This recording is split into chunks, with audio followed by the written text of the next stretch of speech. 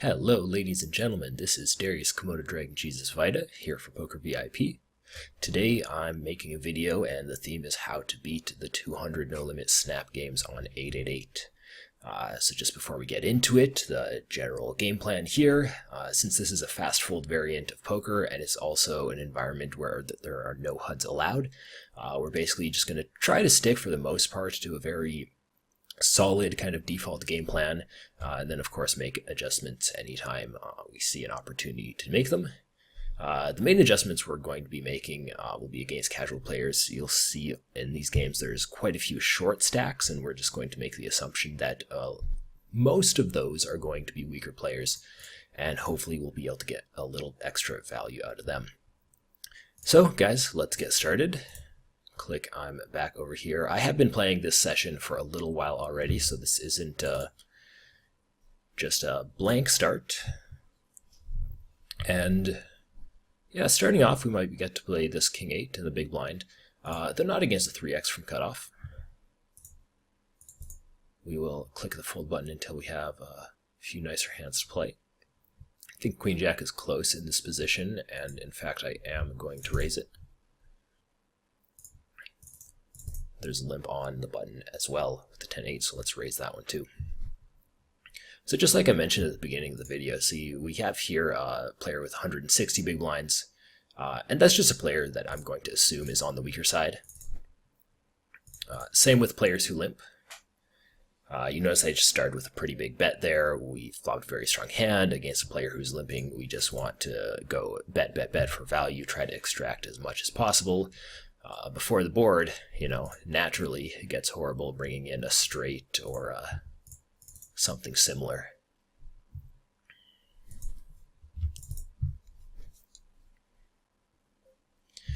In these blind versus blind scenarios, the ace queen x boards are going to be pretty favorable for the pre-flop raiser.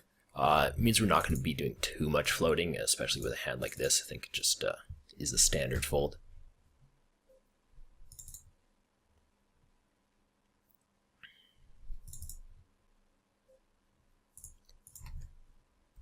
I will be starting off with 3-bet with my 5s.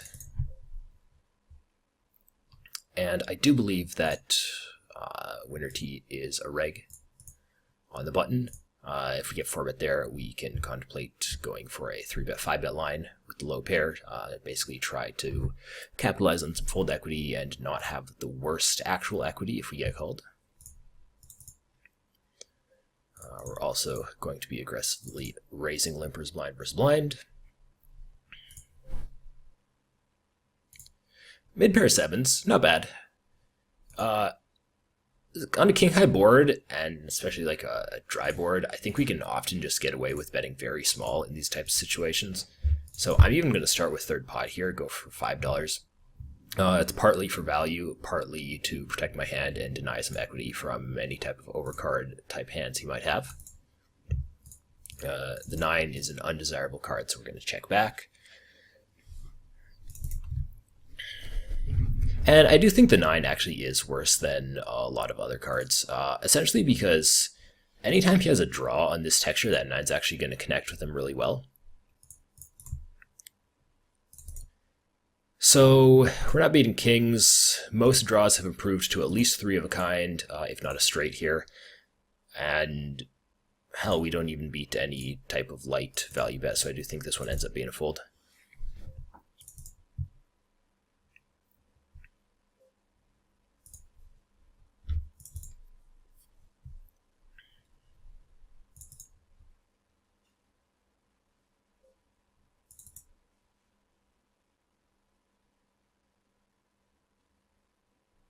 And apparently we got a couple of ace-deuce of clubs. Right on. Pretty dry board. Villain will definitely have at least a few jacks in his range, but I think the board is dry enough that we can just get away with betting quite a large majority of our range. And against under the gun, I won't be squeezing the ace-deuce. We got the nut flush draw, which is very, very nice. Especially on a pretty connected board like this, where there will be plenty of other draws. And I think we're actually going to start off with a raise. So pot size raise is 52. That seems a little excessive. We're going to go to maybe 38 here.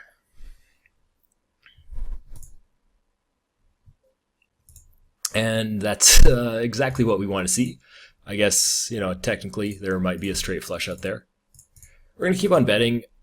I could just pot it or overbet, but I think smaller bets are going to be better, even though they kind of end up being silly against this guy's stack. And, well, actually against both players' stack. On the left here, we started three-way, and Big Blind just decided to lead out, and I think this is an excellent hand to just call down on most runouts. I'm not particularly afraid of this 8, because I don't think many players will lead twice with the 8, although it's definitely not unheard of. And with my kicker on this king, I think this is close. I think king-queen would definitely be a value bet. King-jack probably. King-10. You know what? I'm going to err on the side of caution, though there's definitely an argument that could be made for throwing in the bet here. And naturally, making videos, talking and timing out on the right-hand table. Hopefully that doesn't happen too much today. And we're up against this player again. We're going to give him this little fish bones because he is limping, and he did just play that last hand in a little bit of an interesting manner. Even against limp from weaker player, I think that king 10 offsuit in middle position is just going to be kind of loose. So we're just going to go with the fold for that one.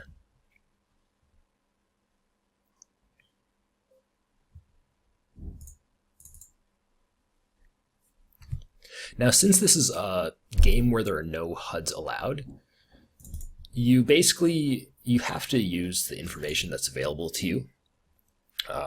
One thing that you can do is, if you do have Poker Tracker, Hold'em or something like that, in between sessions you can look up stats of players and your own stats and stuff like that. Another thing you can do is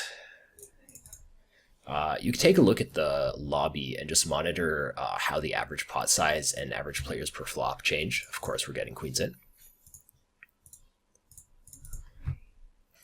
And that is not a good turn. That's an excellent river, and we end up winning the flip. So what I'm noticing in the pool right now is actually the players per flop has been dropping fairly significantly, essentially since I started this video. And if it keeps up, we'll try to open up our ranges quite a bit and attempt more steals because people are playing tighter in general. A set of sixes. Of course, we're not super thrilled about the flush coming in, but I do think sixes definitely fall into a value bet here. We'll go for 27. I think that just betting on that turn with flushes or better for value is just going to be too tight. And of course, there are many hands that he could still call with that are beat by a set, so we decided to go with that one.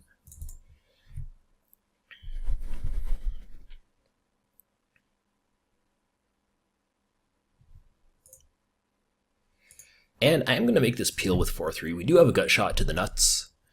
And we're starting out getting pretty good odds, and there's a heck of a lot of implied odds out there too. So we're just going to peel this flop, hopefully improve on a 5, and then go for a check raise on the turn. Otherwise, the plan on the turn will very likely just be check fold. I guess sometimes it checks through here, which is also a pretty good result. Looks like not this time.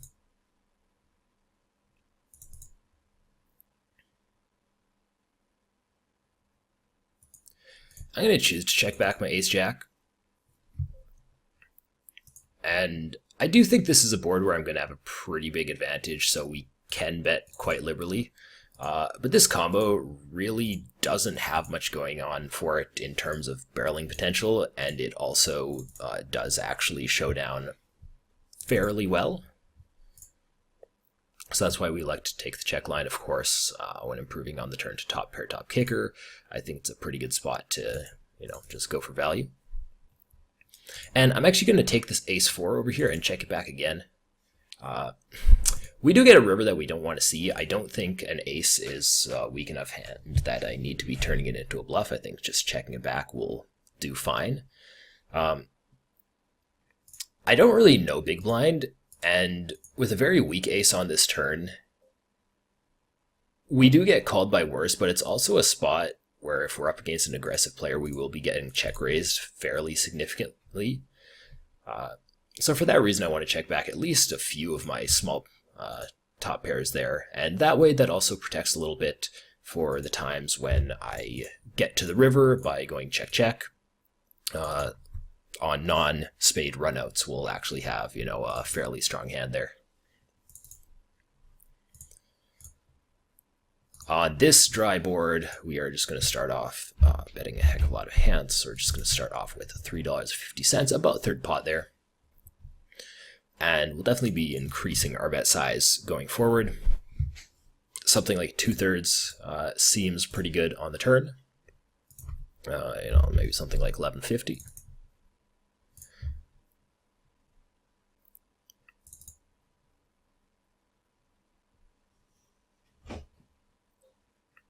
And I think we have a relatively easy bet fold on the river. And I'm still going to take a fairly medium-sized bet here. Maybe something like 26.50. Expecting quite a few one-pair hands to still call me down. Hey, we completed a challenge.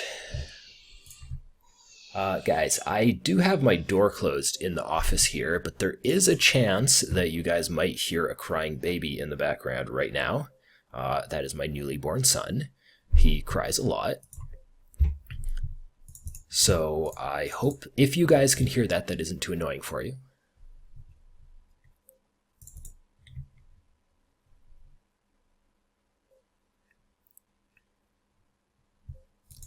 I am going to start out opening pocket threes. Because the pool seems pretty tight right now, I will be opening all my pairs from under the gun.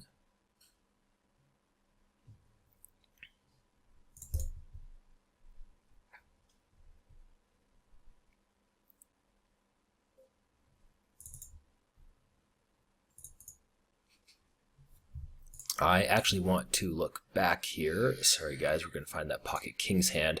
See what we got called down with. We got called down with queen 5. Now I raised from middle position here and we got called in the big blind by queen 5. Which I'm going to be honest, could be a reasonable defend because my raise size was pretty small.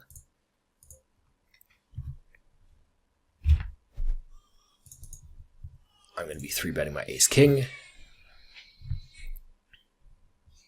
So I don't think we can necessarily draw too much of a conclusion from that defend, but he did call down 3 streets with the pair of 5s on the 5-7-7, what was it, deuce 9, which is a little bit of a light call down. On this texture, I do think I want to be c-betting, definitely like all my aces and kings of spade here. I'm going to use about a medium size here of 24.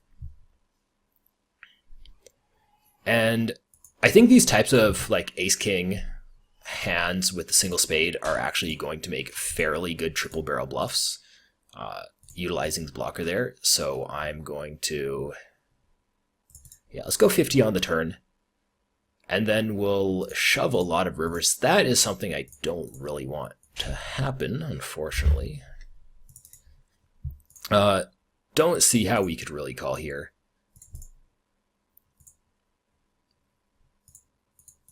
Actually, this is an ugly spot. It's actually probably closer than I think it is.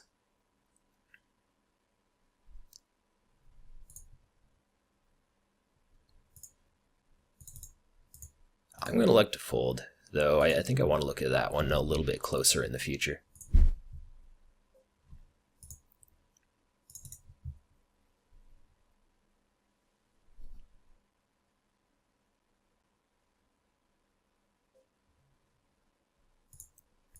We're going to go with the 3-bet bluff with the 3-4 against the 2.5x from Erotic Kitty. I don't have any notes on this player currently, but if my memory serves me right, I do think he is on the tighter side. Hopefully that's not way off. We'll be defending our blind quite wide against the very small raise, and that includes Queen 7 offsuit.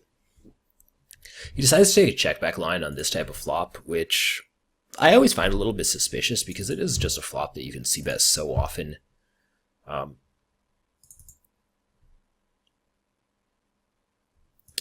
think if I start bluffing hands like this on the turn, He can just call me down profitably with basically a deuce, maybe even something like king high, because I'm just going to be bluffing so ridiculously much with like all the different flush draws and all the different random combos here. I'm going to bet the river. I think this is definitely a spot where I could be value betting a jack.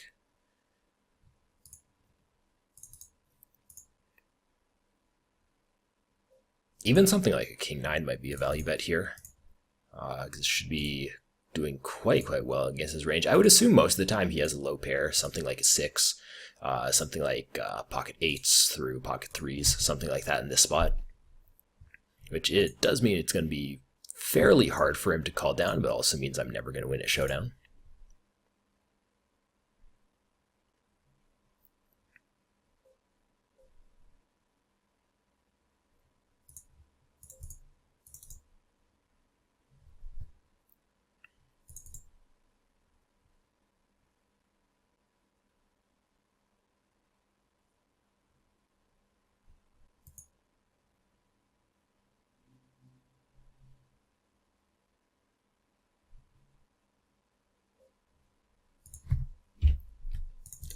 We'll be starting off the raise with the 10-8.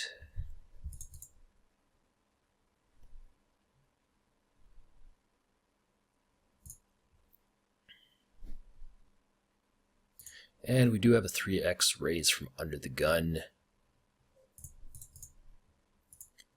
I think I'm going to start off the flat. Getting flattened by the small blind afterwards here is going to be pretty cool. Of course, we want to play with anybody who has a shorter stack. Looks like this time we don't get to. It's a very dry board.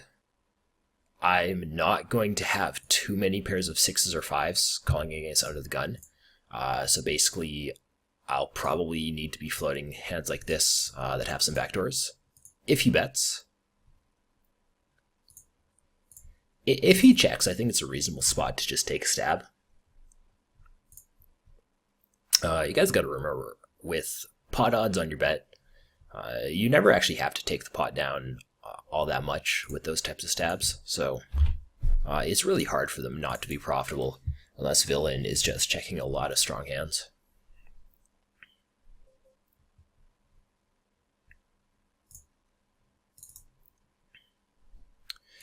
Three bet pre-flop with ace king, sorry, ace queen. We of course get an amazing flop. I think I'm just going to take a half pot jam line on non-club runouts. I guess non-club, non-king runouts. Basically any good runout, I think that's a decent line to take on that type of board. We could also start it with a very small bet of around a third pot. Both are decent strategies.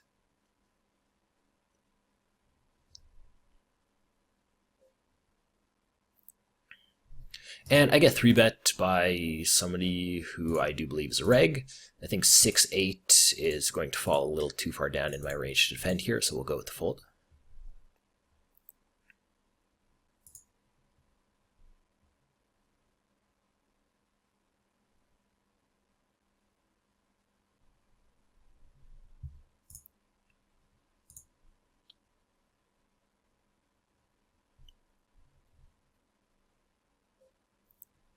And we'll just be starting off the raise with the queen 9.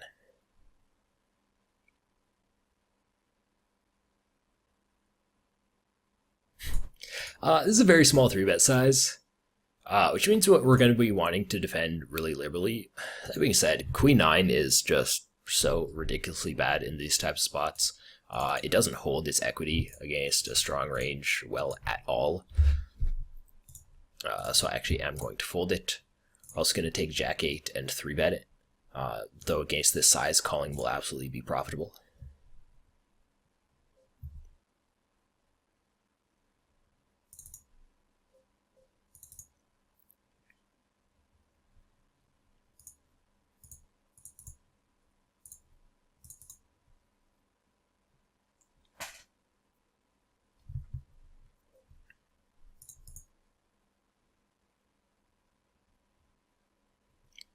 And 10-3 is going to be loose against a 3x, so we're not going to be defending that one.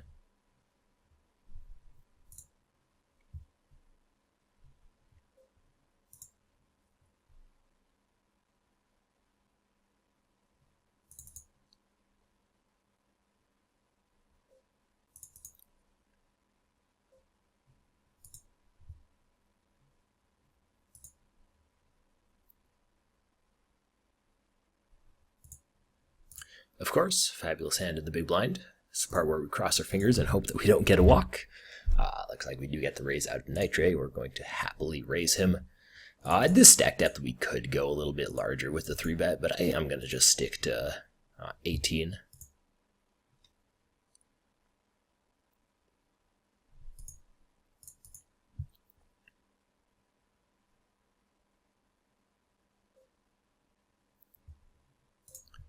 And we get 4-bet, and I'm going to flat here.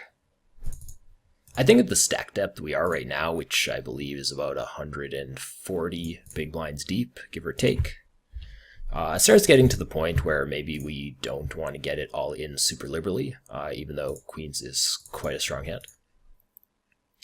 So we're just going to start off with the flat.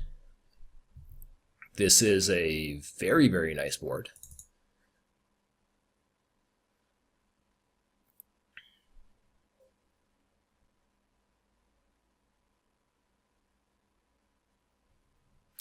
And he starts with a 52 chip bet, which makes me think that he's just going to jam a lot of turns, which I'm of course okay with.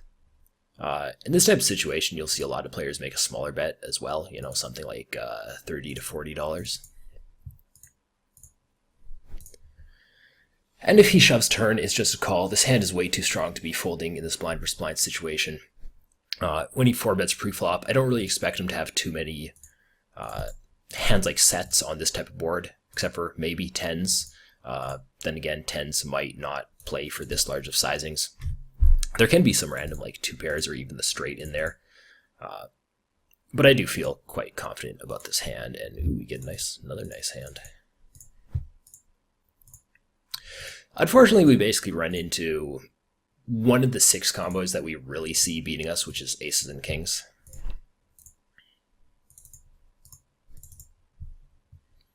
I don't think there's too much to say about that. I mean, it's a overpair versus overpair type hand, blind versus blind. We're going to be getting the money in basically always. And it's definitely a board on which villain can have some bluffs. So yeah, unfortunate, but it is of course going to happen. Hands like ace-4 and ace-5 can be used as 3-bets here on the left, so we'll start off with that.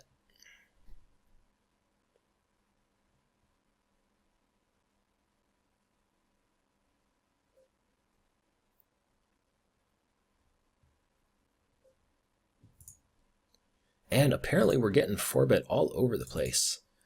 And let's give him another opportunity to 4-bet. I'm going to take the 10s and squeeze them. I think at this stack depth, a little over 100 big blinds, we should be able to defend the ace-4 against the... I guess that's a reasonable size 4-bet. So let's peel it.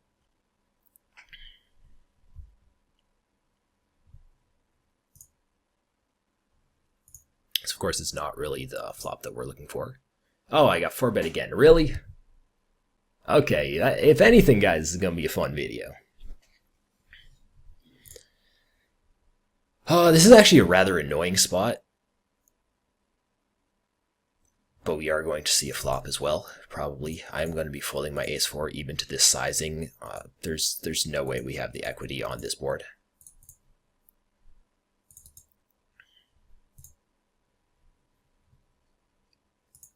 And pocket 10s will just be a flat-out fold on the flop. Now, even though we assume that Simple Dude over here, who has a shorter stack, we're going to give him one of those.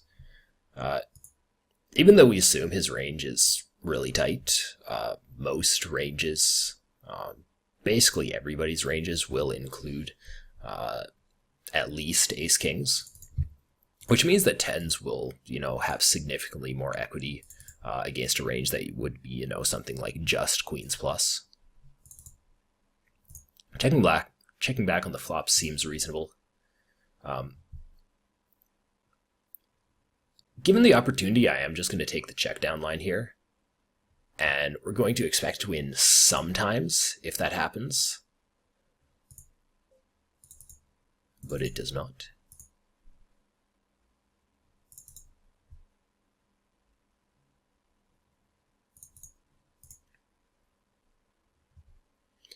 And one of the important things about those types of situations where yes, we do assume that there are some hands like ace-king in villain's range, maybe even some bluffs. Oops, let's go to 5 here.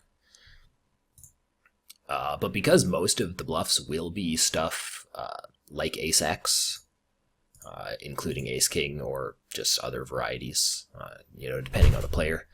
Basically on those ace-high boards, lots of villains are going to have a really hard time coming up with a lot of bluffs. Out of position, we're just going to take the check line.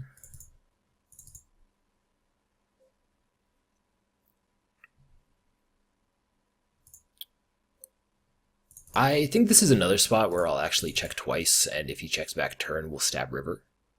Or stab some rivers. And even though I don't necessarily rep a flush, I do think this is a spot where I can reasonably value bet some weaker hands as well, and potentially get an ace-high to fold. I wouldn't really be surprised if we get the call out of ace-high, or if he has a pair, frankly, I don't expect him to ever fold.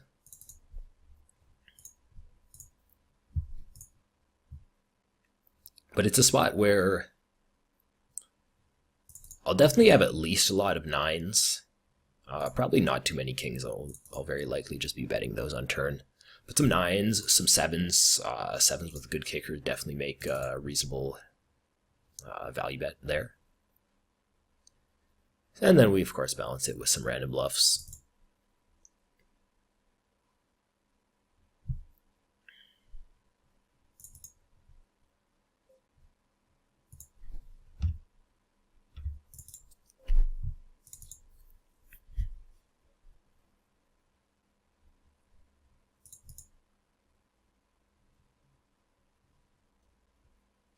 Okay, so we got some fairly strong hands once again. Got a raise from OMG winner. I will typically be 3-betting here. We'll go up to 16 over his 450 raise.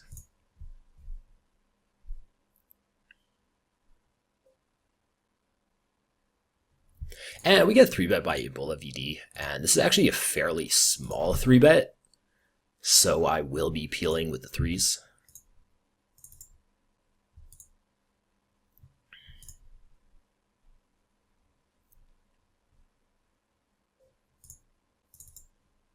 Let's see what kind of sizing he decides to take on this board. It's one that's a little bit on the larger side.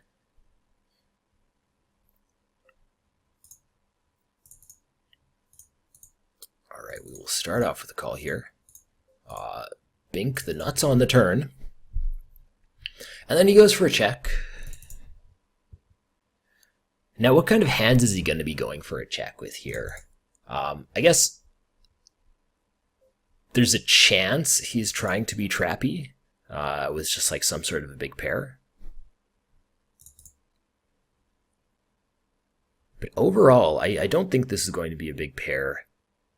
And that means his check calling range will just likely be something like ace-king, and he'll just check fold bunch. I think we might actually benefit from checking this back and giving him the opportunity to improve on some rivers. If he bets, we get to raise all in. If he doesn't, then we just get to bet. It's also a spot where, since I'm kind of range crush on this board, I'll be wanting to check back a fairly significant amount.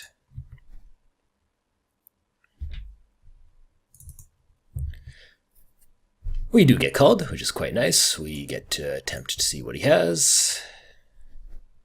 Ace-10, that actually worked out quite beautifully. I'm a little surprised he didn't go for the value bet himself on the river, because Ace-10 is, of course, going to be doing quite well against my range that checks back.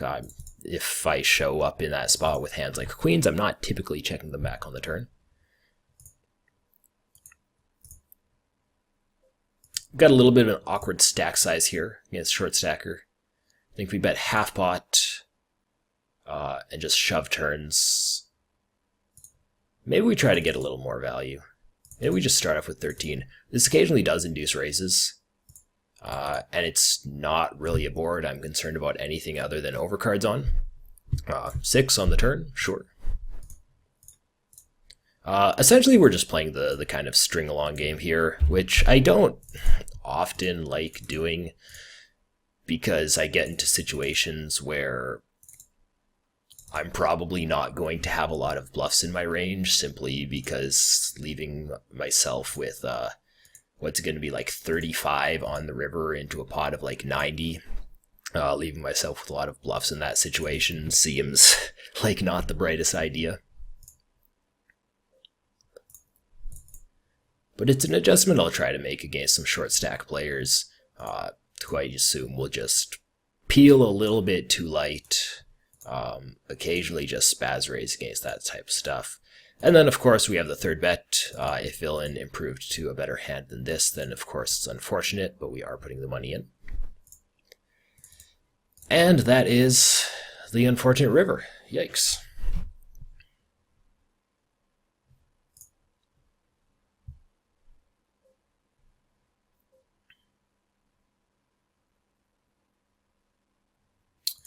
At this stack depth, I don't really like 3-betting the deuces, and we do have a weaker player in the big blind, so I'm going to flat. Just kind of in a vacuum, like small blind versus button, I kind of doubt that this is going to be profitable, but if we can bring him in for some extra value, then we should be able to do okay with it.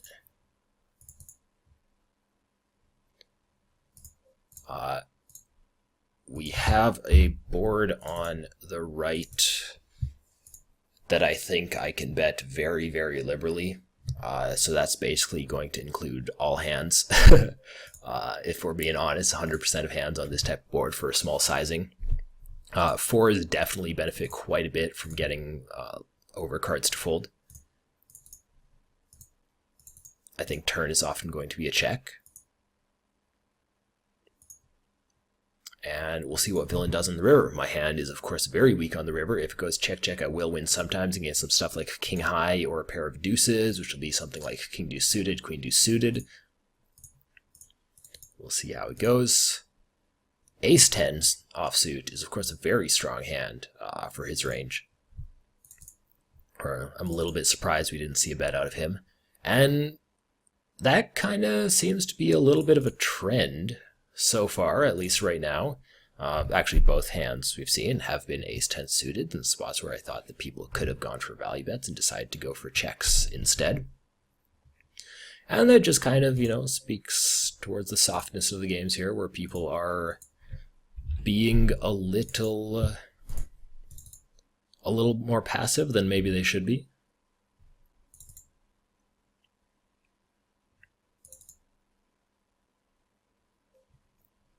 Okay, so we get another dream. This is another board. We can just bet everything on, so we're going to start with 12. Against this sizing, we'll of course get some folds, but even stuff like a whole bunch of like suited broadways with backdoor, villain will be supposed to be defending that stuff. I'm going to continue betting. We do increase our size on the turn. Is this size decent? Math in my head is not working out perfectly right now. Let's go 44.50. Because we do want to get into a situation where we can just shove the rest of the money in on the river. Something we want to do with hands like deuces, of course, something we'll want to do with large overpairs, and yeah, this actually worked out quite nicely with 125 into 147. We're just going to jam all in, and once again, we're going to hope that it's not the unfortunate result that he has a higher set. Wow!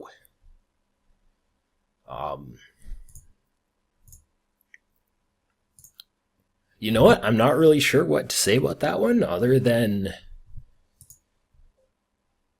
fourth pair there seems like a bit of a light call down.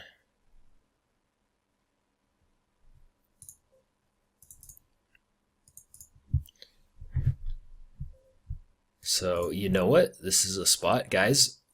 There are no HUDs on here, so one of the really important tools that you have at your disposal is taking notes. Which means I'm going to go in here. I'm going to do this, just off to the side.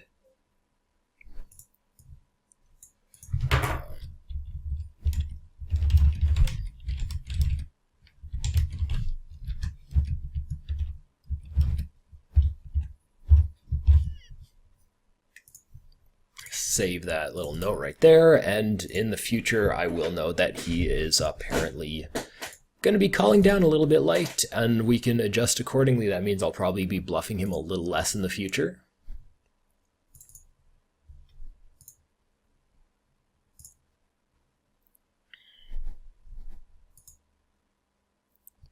But really, if you think about it, it's a spot where it's going to be really hard for him to have a bunch of hands to call down. Essentially, well, he's forced to call a lot of hands on the flop, both ones with pairs and without. And the turn's an 8. So the 8 isn't really going to connect with his range all that well. Deeper, we're going to go a little bit larger here. So while it's going to give him some sets, it's going to connect with some peels from something like ace-8 suited. I don't think we're going to get too many peels from something like 8-9, though I could definitely be wrong about that. So the 8 doesn't connect super well. And then when I bet again on the turn, he's going to have to fold out a lot of his air, which means that stuff like king-jack suited with backdoors that called on the flop will likely be folding on the turn. Hands as strong as ace-jack could definitely be folding to the sizing that I used. And that basically leaves him in a situation where the 8 didn't really connect with him all that well. He's not going to have a lot of jacks on the river, but he still needs to find hands to call with. So that's kind of going to end up being a decent amount of sets, a decent amount of pocket pairs, stuff like 9s and 10s are going to be on the stronger side there. And then other than that, I mean, if he needs to find more calls, then all right, then stuff like the low pairs, I guess, fall in there. And whether or not he has to call those based on what his range is, I'm not entirely sure, but it would definitely be a fun thing to kind of look into in the future. This is a spot where he should be value betting all diamonds. I don't know if people do, but if he has just like the 3 of diamonds, I think he should be value betting it. I hit a set, guys. But I think I am going to fold it. Calling for a chop just is going to be pretty crummy. Get potted into by Grumpy Mace. This is an annoying spot. This is definitely a good bet by him. It puts a lot of pressure on my range that checks, because I'm not going to be checking an extremely large amount of super strong hands on this board. You know what? I'm just going to start off by folding against that sizing. Though I do acknowledge that if I do that all the time, then it's going to be ridiculously easy for villains to win pots against me.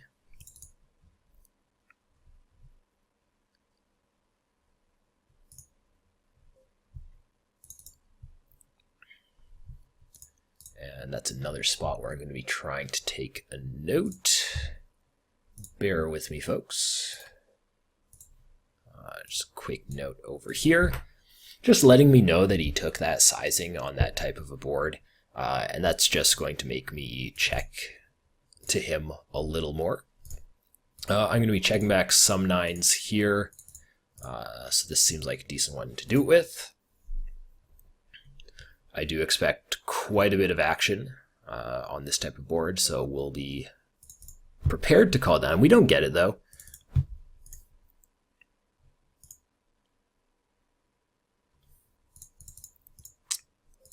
I'm going to bet on the turn, and on the turn, like, I no longer have top pair, so I guess my hand is relatively weaker.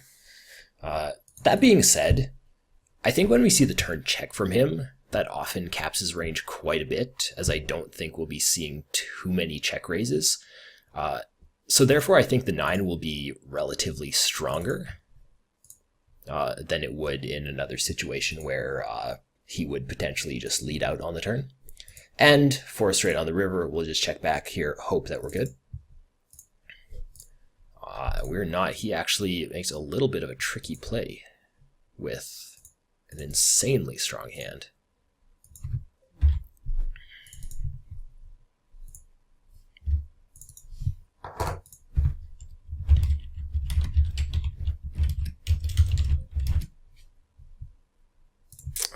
Just taking my note here, guys.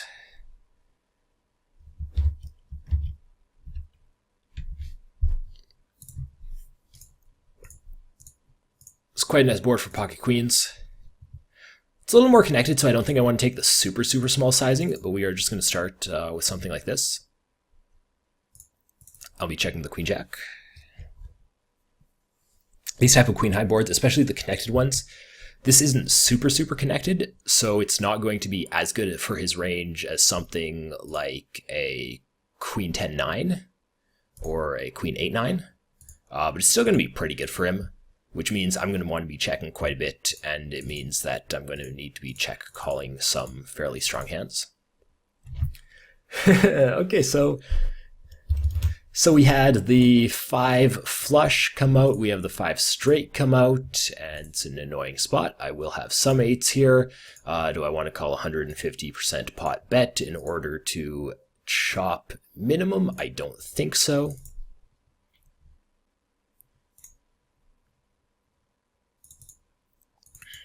Goes check on the turn, so I had the best hand on the turn a vast majority of the time. He can have some 9s here.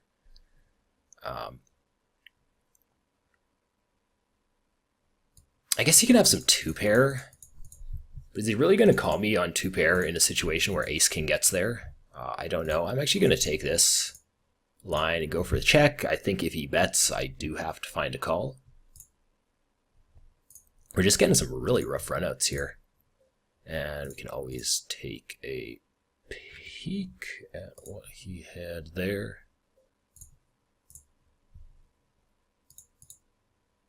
It was basically jack squat. He had an ace-4 high, which is nice because that means that by checking the flop there, we actually got a nearly $20 bet out of that hand.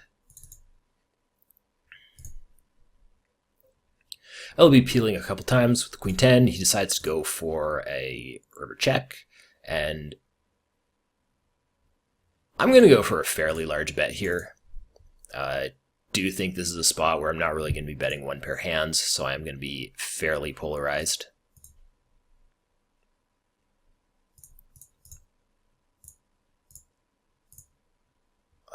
Something like 37 seems decent. Even if he has something just like a pair of 10s there, it's going to be pretty hard for him to call down. Another thing you could do is just take part of your range and just go for a fairly small size there. Just trying to get him to fold missed draws and to not really target anything like his pairs. I imagine both options will be profitable because if you decide to go for a really small bet, of course, due to pot odds, it'll just have to work so much less often.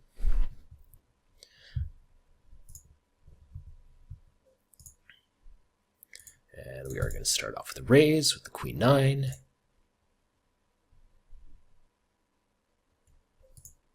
And you know what, guys? Let's find one more hand that I can raise and then call it a video. I think this is going to be it here. King Jack starts off with a raise to 2.5x. Get a little bit of action from irregular who's in the cutoff, and we also get the call from the big blind. I think this is a flop we're going to have to check a moderate amount, and similar to, I believe it was near the beginning of this video, there was an ace-jack hand that I just chose to check back on a flop rather than c-betting it. Other than spots where king-jack improves to exactly a king or a jack, that ideally is not a diamond, this hand doesn't really have much going for it.